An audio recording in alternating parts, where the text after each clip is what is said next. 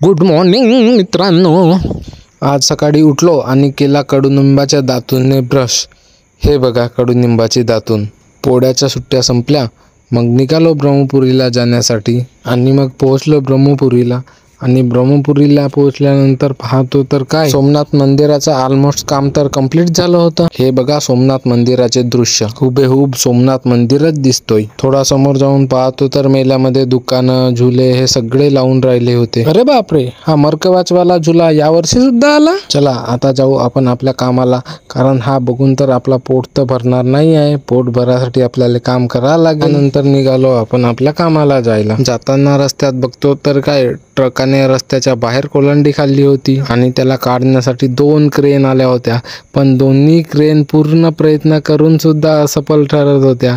एक क्रेन तर ते पूर्ण उभी होत होती. एवढा ट्रकाचा वजन. ट्रक तर निघाला नाही, पण क्रेनवाल्या भाऊने आपल्याला रस्ता दिला आणि त्यानंतर निघालो आपण घराकडे जाण्यासाठी. तर बाय बाय मित्रांनो, आजसाठी एवढंच. भेटू आपण नेक्स्ट व्लॉगमध्ये.